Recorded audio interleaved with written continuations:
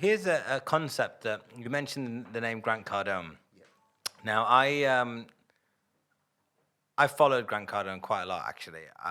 Sometimes I don't like to admit it out in public, but here I am doing it. But I mean, look, I actually I read a lot of his books. I think I've read them all, actually. I do actually resonate with a lot of his messaging.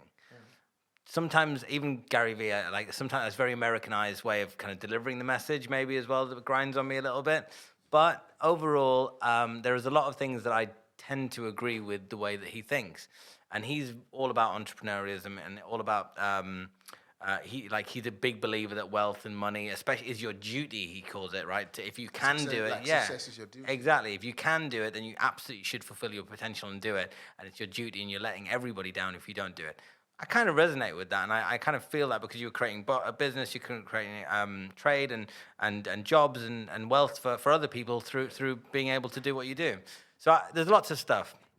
There's one controversial one, which I happen to agree with him about, but every time I've mentioned it at a dinner party, I always get people like looking at me funny, and that is that you should not buy your own home to live in. You should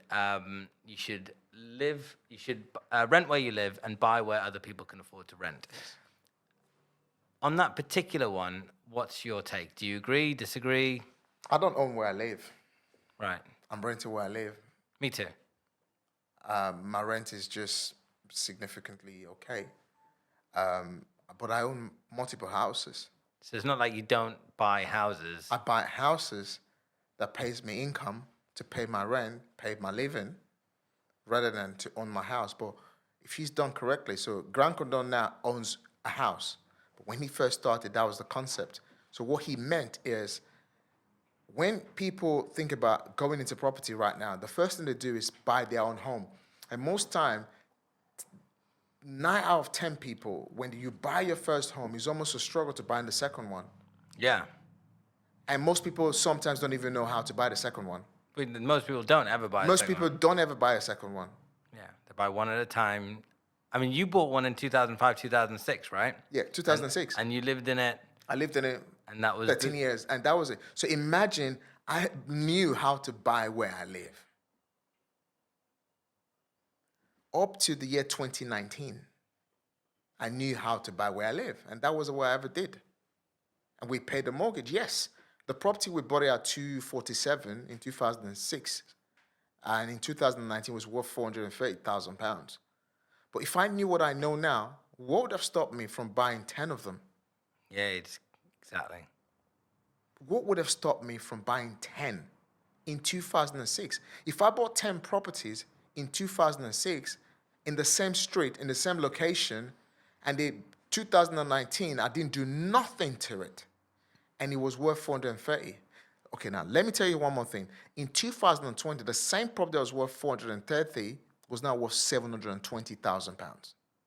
Exactly. So imagine if I bought 10 of them in 2006, and by 2020, they were all worth 720. From From 2006. No, what was the price starting from? 247. 247 up to 730. 720. 720. That's nearly 450 grand or something So like that. times that by 10 equity. 4.5 million. It's just principles, right? So this is the thing, right? I decided to go and get myself an American mentor for a reason. Because in the UK here, no disrespect to anyone, where entrepreneurship is taught to be safe. But actually, Google, check entrepreneurship. Entrepreneurship is all about creativity. Entrepreneurship is about opportunity. Entrepreneurship is taking something that's not working and make it work. So when I went through my challenges as an Uber driver and I lost everything way back in 2015, it all makes sense to me now that I need to overcome those challenges to be the person that I am.